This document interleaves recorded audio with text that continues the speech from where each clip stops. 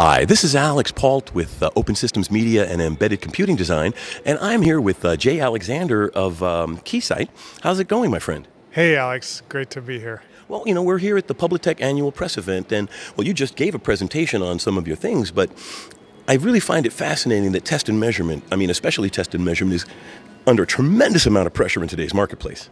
It's true. There's so many new applications, from 5G to autonomous connected vehicles to IoT, and all of those things need design and test and validation support in order to really turn on and be delivered to the marketplace. Well, that's the whole thing, because I think a lot of engineers in the space who are in, say, subsystem design or so, they're like, oh, I'm so used to, I know how to deal with this, I don't need all of that. But to properly optimize, you really do need to test, right?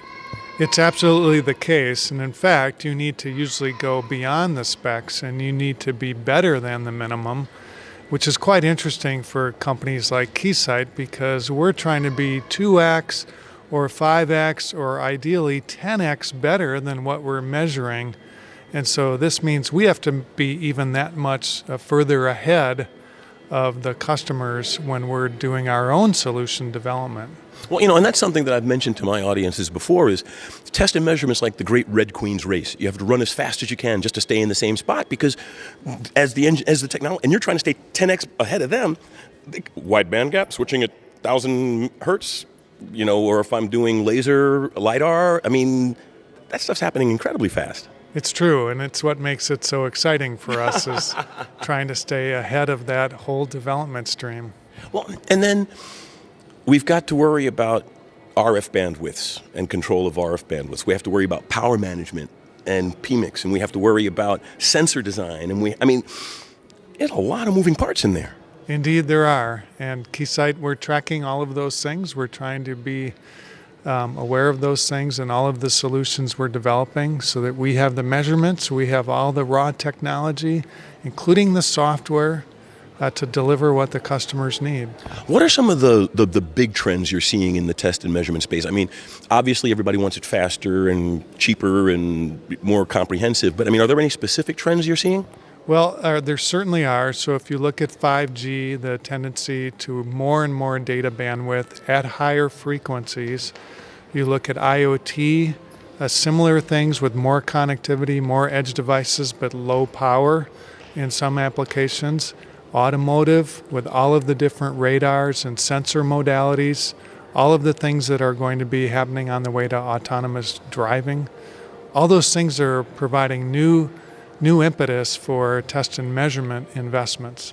Well, and nowadays, it's not just enough to test after you finish your design. You have to test during the design, before the design, all kinds of things, to spec your components in, all of that. Indeed. So there's all kinds of design and simulation work that has to take place up front, because you can't just rely on the design turning on if you've not simulated it first. Well, what if I do have a nice simulator? I got my good computer program and I've designed it and it's telling me it's perfect, right? I don't need test then, right? It's telling me it's perfect, right? Yeah, that's a great start. And then typically you do need to validate once you've constructed that first prototype, to make sure that you're really getting what the simulation said you would. Because usually there's parasitics, there's imperfections in your models. All of that has to be checked out and trued up. That's an excellent point, Jay.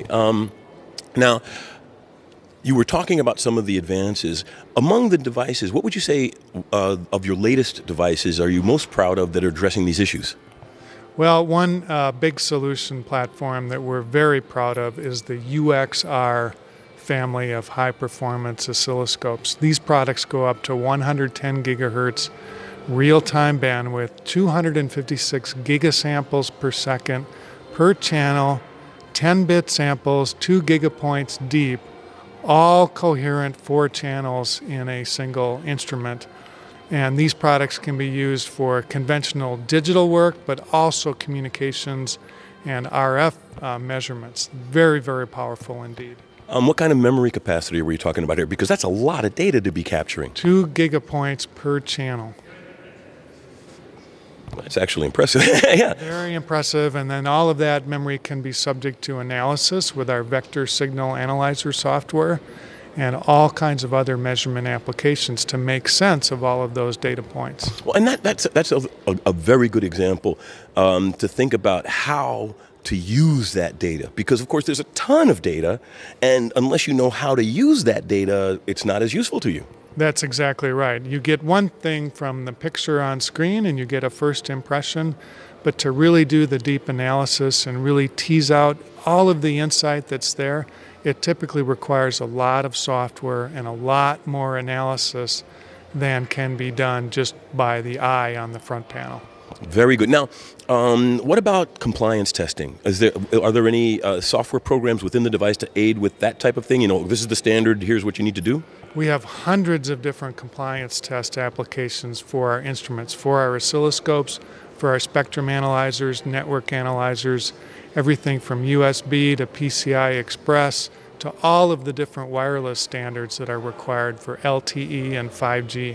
Have any of those been giving you any issues? Is it like, yeah, I'm having working fine with this bandwidth, but this other bandwidth, they haven't gotten their standards straight yet, or they're having problems with?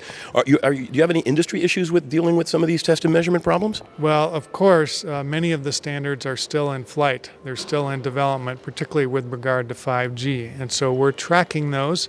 As they're evolving, we're updating our software. We're working with the lead customers to make sure that we always have the latest and greatest. But it's a moving target, and we're moving right along with the industry. Now, is this new device a family of devices, or is it a one-size-fits-all, and it's got all of you could upgrade it or downgrade it with slots or upgrades or whatever? The UXR that I was talking about is a family, but it is also upgradable. Once the customer has purchased, they can upgrade the hardware and the software to get additional capabilities over time. Well, and that makes a lot of sense, too, because a test and measurement device is an extremely large investment, and to extend its lifetime operability is useful, isn't it? It's a huge deal, and we want to do the best we can to help people protect those investments. So, is there anything else you wanted to add about your new device, or anything about the marketplace that I may have missed asking you about for our audience? Well, I would just say it's a very exciting time to be in this industry. I've been in the industry for more than 30 years. Keysight is just about to complete its 5th year as an independent public company, and we are more excited than ever about the opportunities in front of us. But then again, with the 30 years, that means you're all the way back to the HP days. Indeed it does. Hewlett-Packard for you younger engineers. That's right. But hey, thanks so much, Jay, for taking the time to talk to me at this busy event, but I'm really glad that we got a chance to go off in a little quiet corner and have this chat. Thank you very much, Alex.